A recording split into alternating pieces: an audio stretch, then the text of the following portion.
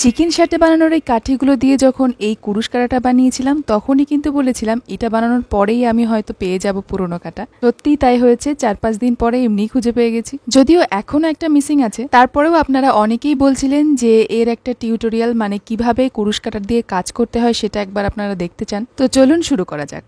প্রথমে শিখতে হবে চেইন সেলাই। তার জন্য আমরা যেভাবে একটা সুতো দিয়ে গিট দিয়ে সেম জিনিস করতে হবে। পুরো সুতোটাকে বের করে না দিয়ে এরকম একটা লুপের মতন তৈরি করতে হবে, আর পরবর্তী সময় এই লুপের মাঝখান দিয়ে আবার ওই সুতোটাকে তুলে নিতে হবে, ঠিক আমি যেভাবে দেখাচ্ছি সেইভাবে। তবে এইভাবে হাত দিয়ে করতে থাকলে কিন্তু জিনিসটা খুব একটা নিখুঁত হয় না, আর তাছাড়া অনেক সময়ও বেশি লাগে। তাই জন্যই হয়তো এই কাঁটার আবিষ্কার। যেভাবে হাতের আঙুলের সাহায্যে লুপের মধ্যে দিয়ে এক্সট্রা সুতোটা এভাবে পাস করে নিয়ে এসে আবার একটা লুপ বানাচ্ছিলাম, ঠিক সেম ভাবে কাঁটাটা দিয়ে এইভাবে সুতোটা লুপের মধ্যে বের করে দিলে আরো একটা লুপ হয়ে যায়। দেখুন কাঁটা দিয়ে সেলাইটা কিন্তু নিখুঁত হয় হাতের সেলাইয়ের থেকে। চলুন এবার দেখি প্রথম থেকে শুরু করতে গেলে কি করতে হবে। কুরুশ কাঁটা দিয়ে আপনি যাই বানান না কেন প্রথমে এই চেনটা আপনাকে বানিয়ে নিতেই হবে। তার জন্য ঠিক আগে যেভাবে গিট দিয়ে নিয়েছিলাম একটা এরকম লুপ রেখে, ঠিক সেম ভাবে ওই লুপ রেখে একটা গিট দিতে হবে। তারপরে ঠিক এইভাবে সুতোটাকে পাস করিয়ে যেতে হবে, যতটুকু আপনি লেন্থের জিনিস বানাতে চান ততটুকু। আমি যখন প্রথম সেলাই শিখি তখন ঠিক এইভাবে গিটগুলোকে আমি টাইট করে নিতাম, আর এতে করে পরবর্তীতে আর এর মধ্যে দিয়ে কোনোভাবেই সুতো পাস করানো যেত না, প্লাস জিনিসটাও এবড়ো খেবড়ো হতো দেখতে। তাই কুরুশ কাঁটা দিয়ে উল বোনার সময় মনে রাখবেন যে এখানে টাইট করে শক্তপোক্ত করে বাঁধার কিছু নেই, পুরোটাই রিল্যাক্সে করে যেতে হবে। আমি এখানে লম্বা একটা জিনিস বানাবো, তাই জন্য পুরো চেনটা লম্বা রেখেছি। অনেক সময় রাউন্ড করার ক্ষেত্রে আবার যে প্রথম যে শুরু করেছিলাম গিটটা ওখানে এসে জয়েন্ট করতে হয়, তবে আজকে আর সেই ঝামেলা নেই, তাই একটানা বানিয়ে যাব। এইবার এই চেনটাকে একটু ভালো করে খেয়াল করুন। এই উপরের দিকটা মানে সোজা দিকটা হয় একেবারে বিনুনির মতন, আর ঠিক অপোজিট দিকটা হয় বিনুনির মাঝখান দিয়ে একটা করে সুতো দিয়ে সেলাই করে গেলে যেমন হবে মেশিনে, ঠিক তেমন। পরবর্তী স্টেপে সেলাইয়ের জন্য এই গিটগুলোর মধ্যে দিয়েই আমি সুতো পাস করাবো।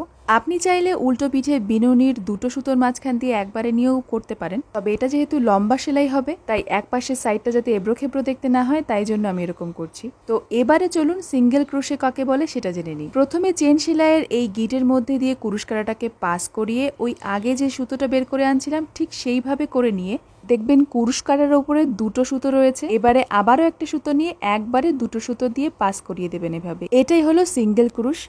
এইবারে চলুন দেখি ডাবল ক্রুশে কাকে বলে। একেবারে সিঙ্গেল ক্রুশের মতনই, শুধু উলটা বোনার আগে কাঁটায় একবার করে সুতো ঘুরিয়ে নিতে হবে। এবারে ওই উলের সুতোটাকে বের করে এনে দেখবেন কাঁটার উপরে 3টে উলের লুপ রয়েছে। এবার প্রতিবার উল বুনবেন আর দুটো করে লুপ ছাড়িয়ে নেবেন। চলুন আরেকবার দেখে নিই। প্রথমে উলের চারপাশে এভাবে ঘুরিয়ে মেন অংশের ভেতর থেকে আরেকটা উল তুলে নিয়ে এসে 3টে যে লুপ হলো সেখানে দুটোর মধ্যে দিয়ে পাস করালে দেখবেন এখন আসা লুপটা আরো দুটো লুপ তৈরি করেছে। এইবার আরো একটা সুতোকে এইভাবে তুলে নিলেই তৈরি হয়ে যাবে ডাবল ক্রোশে। এইটুকুই হলো কুরুশ কাঁটা দিয়ে উল বোনার মেইন পদ্ধতিটা। এবার এটাকে ছোট বড় এক্সট্রা করে প্যাচ এসব করে অনেক কিছু করা যায়। আপনারা চাইলে আরো একটা টিউটোরিয়াল দিতে পারি সেসবের, তবে বেসিক সেলাইয়ের জন্য এইটুকুই যথেষ্ট। দাঁড়ান তার আগে দেখিয়ে নিই মাঝখানে সুতো শেষ হয়ে গেলে কিভাবে জয়েন্ট দেবেন। বাকিদের কথা জানি না, তবে আমি এভাবে একটা সুতোকে আরেকটার সাথে এই সাইডে একটা গিট দিই, সেম ভাবে অন্য সুতোর মাথাটা নিয়ে আরেকটার সাথে গিট দিয়ে দিই, তারপর দুটো সুতো ধরে এভাবে টান দিলে এক জায়গায় হয়ে যায়। এরপর সুতোর এক্সট্রা পার্টগুলো একেবারে কেটে দিই, এতে করে ওই জায়গাটায় ছোট্ট একটা গেট ছাড়া আর কিছুই সেভাবে বোঝা যায় না।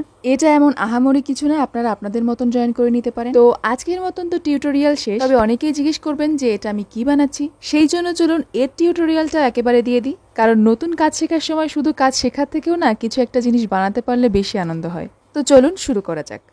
প্রথমে তো এরকম ভাবে একটা গিট দিয়ে কুরুশ কাঁটার মাধ্যমে বড় একটা চেন তৈরি করতে হবে। তত বড়ই হবে যতটা বড় আপনি জিনিসটা বানাতে চান। বিভিন্ন রকম কালারফুল উল দিয়ে এইভাবে কিন্তু আপনারা বাচ্চার জন্য খেলনাও বানিয়ে নিতে পারেন। বিশেষ করে দোলনায় বা বাচ্চারা যখন হাত পা নেড়ে খেলা শেখে তাদের ওপরে যে খেলনা ঝুলিয়ে দেওয়া হয় ঠিক সেরকম ভাবে ঝুলিয়ে দিতে পারেন, দেখতেও ভালো লাগে আর এর থেকে ক্ষতি হওয়ার ভয় নেই, যেহেতু উল দিয়ে বানানো থাকে, কোনো শক্তপোক্ত জিনিস নয়। শুধু বাচ্চাদের জন্য বানানোর ক্ষেত্রে জিনিসটার লেন্থটা একটু কম করবেন যাতে হাতে পায়ে পেঁচিয়ে না। বাই দ্য ওয়ে আমি তো এখনো বলিনি জিনিসটা কি, আসলে আমি এর নামটাই ভুলে গেছি।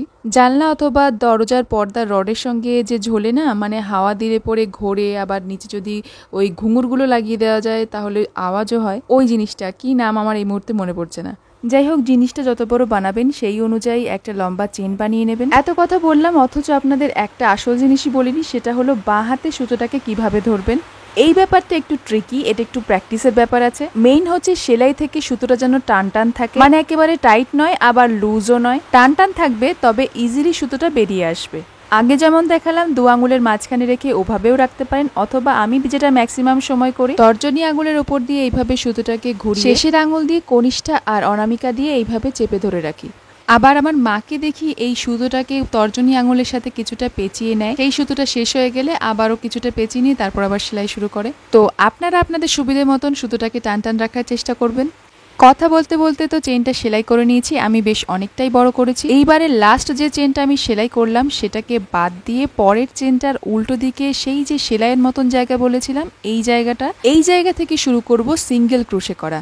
কাঁটার উপরে একটা লুপ থাকা অবস্থায় ওই মেন ঘরের মধ্যে দিয়ে ঢুকিয়ে আরও একটা সুতো এনে দুটো লুপ, তারপরে আর একটা সুতো এনে দুটো লুপকে একবারে বের করে নিতে হবে। এইভাবে প্রত্যেকটা চেনের ঠিক উল্টো দিকে একই কাজটা করতে করতে যেতে হবে। মানে যদি আপনি 11টা লুপের চেন নিয়ে থাকেন তবে আপনাকে 10টা সিঙ্গেল ক্রোশে বানাতে হবে। এইবার একটা অন্য কালারের সুতো নেব, এটাকে জয়েন করতে হবে সিঙ্গেল ক্রোশেটা যেখান থেকে শুরু করেছিলাম সেই জায়গাতে। এই সুতোটা জয়েন করা আর কিছুই না, শুধুমাত্র যেখান থেকে আপনি সেলাইটা তুলতে চান তার মধ্যে দিয়ে কুরুশ কাঁটাটা ঢুকিয়ে নতুন সুতোটা দিয়ে লুপ বানিয়ে পরপর কাজ শুরু করতে হবে। আর মনে হতে পারে ওই যে এক্সট্রা সুতোটা আমি ছেড়ে রাখলাম সেখান দিয়ে পুরো কাজটা খুলে যাবে, কিন্তু সেটা কোনোদিনই হয় না। বাই দ্য ওয়ে, এই লাইনে আমি ডাবল ক্রোশে করব, তাই ডাবল ক্রোশের সমান হচ্ছে 3টে চেন হয়, তাই 3টে চেন করে নিয়ে তারপর ডাবল ক্রোশে করব। আর এই স্টেপে প্রত্যেকটা সিঙ্গেল ক্রোশের মাথায় আমি 2টো করে ডাবল ক্রোশে করব। মানে আগের লাইনে যদি আপনি 10টা সিঙ্গেল ক্রোশে করে থাকেন তবে এইবার করতে হবে 20টা ডাবল ক্রোশে। এইভাবে এই লেয়ারটা কমপ্লিট করার পর যাব পরের লেয়ারে যাওয়ার জন্য এখন যে লেয়ারটা সেলাই হচ্ছে সেই সেলাইয়ের একেবারে শেষ থেকেও শুরু করতে পারেন, অথবা এই লেয়ারটাকে এখানটা কমপ্লিট করে দিয়ে আবার যেখান থেকে শুরু করেছিলাম প্রথমে এই লেয়ারটা ঠিক সেই জায়গাতে চলে যেতে পারেন। আমি কিন্তু আজকে দ্বিতীয়টা করব। তবে যদি আমি এখান থেকেই সেলাই শুরু করতাম তবে এই যে পুরো জিনিসটা বানানো হলো এটাকে এইভাবে উল্টে নিয়ে তারপরে যেভাবে এতক্ষণ সেলাই করছিলাম সেম ভাবে সেলাই করে যেতে হবে। প্রথমে 3টে চেন নিয়ে তারপরে ডাবল ক্রোশে করে যেতে হবে। তবে আমি সোজা দিকে সেলাইয়ের সাথে সোজা দিকেই রাখতে চেয়েছিলাম, তাই সুতোটাকে কেটে দিয়ে এই লেয়ারের প্রথমটা যেভাবে শুরু করেছিলাম সেম ভাবে আবারও শুরু করে দিলাম। এইবারে করব প্রত্যেকটা ঘরে 3টে ডাবল ক্রোশে। তবে শুরুর সময় কিন্তু সেই 3টে করে চেন নিতেই হবে, না হলে সমান হবে না। এই সেলাইটার ক্ষেত্রে এই 3টে চেনকে একটা ডাবল ক্রোশে হিসেবে ধরেও নিতে পারেন, আবার এক্সট্রা একটা ডাবল ক্রোশে দিতেও পারেন, কোনো অসুবিধা হবে। এইবারে কিন্তু প্রতি ঘরে 3টে করে ডাবল ক্রোশে, মানে 20 × 3 60খানা বানাতে হবে আপনাকে ডাবল ক্রোশে। যদিও আমাকে অনেকগুলো বানাতে হয়েছিল কারণ আমি চেনটা অনেক লং নিয়েছিলাম। এই লেয়ারটা কমপ্লিট হতে হতে দেখবেন জিনিসটা প্রায় তৈরি হয়ে গেছে। কালারটাকে আরেকটু ব্রাইট করতে আমি একেবারে শেষে এই লাল দিয়ে বর্ডার দিয়ে দেবো। এইবার এই পুরো জিনিসটাকে যদি এরকম রিং রিং মতনই রাখতে চান তো প্রত্যেকটা ঘরে একটা করে সিঙ্গেল ক্রোশে, তবে সিঙ্গেল ক্রোশে দুটোর মাঝখানে কিন্তু একটা করে চেন দিয়ে নেবেন। মানে একটা সিঙ্গেল ক্রোশে, তারপরে নিতে হবে এক ঘর চেন, তারপরে আবার পরবর্তী ঘরে নিতে হবে সিঙ্গেল ক্রোশে। এইভাবে পুরোটা কমপ্লিট করতে হবে, তাহলে দেখবেন ঠিক এরকম একটা লুক আসছে। তবে আমি দুটো সিঙ্গেল ক্রোশের মাঝে 2 ঘর চেন দিয়েছিলাম আর তাতেই জিনিসটা দেখতে এই রকম হয়ে গেছিল। আর এর এই লুকটা দেখার সঙ্গে সঙ্গে আমি নিয়ে নিলাম জুয়েলারি ওয়্যার আর ওটাকে হাফ করে এইভাবে জুয়েলারি ওয়্যার দুপাশে দুটো দিয়ে নিয়েছিলাম। তারপরে আর কি এইবার মাথায় পরার পালা। আর এটা মাথায় পরার পর আমার প্রথমেই যেটা মাথায় এলো যে যারা ডান্স পারফরমেন্স করেন স্টেজে তারা কিন্তু এগুলো ইউজ করতে পারেন নাচের সময়। যাই হোক, এবার এটাকে খুলে আসল কাজে আসি। প্রথমে উলগুলো নিয়ে যেভাবে টাসেল বানানো হয়, 4 আঙুলে বেশ কয়েক প্যাচ উল পেঁচিয়ে তারপরে একটা সাইডে ভালো করে বেঁধে অপর সাইডটা কাঁচি দিয়ে কেটে নেওয়ার পর চিরুনি দিয়ে আঁচড়ে নিয়ে এর উপর একটা কাঠের বিটস লাগিয়ে যে আগে যেটা বানিয়ে রাখলাম কুরুশ কাঁটা দিয়ে সেটার একেবারে মিডলে জয়েন করে দিয়েছিলাম। এটাকে এভাবেও ঝুলিয়ে রাখা যায়, অথবা এই প্রত্যেকটাকে এরকম ভাবে গোল গোল করে ঘুরিয়ে একটুখানি আয়রন করে নিলে জিনিসটা এরকম দেখতে হবে। এইবার এই উপরের যে সুতোটা লাগিয়েছিলাম ঝুলানোর জন্য এটাকে এরকম টেনে ধরলেই হয়ে গেল। এই ওয়াল হ্যাঙ্গিং এর পাশাপাশি টিউটোরিয়ালটা আপনাদের কেমন লাগলো সেটা অবশ্যই জানাবেন। আজকের মতন তবে আসি, দেখা হবে নেক্সট ভিডিওতে নতুন কোনো ক্রাফটের সাথে।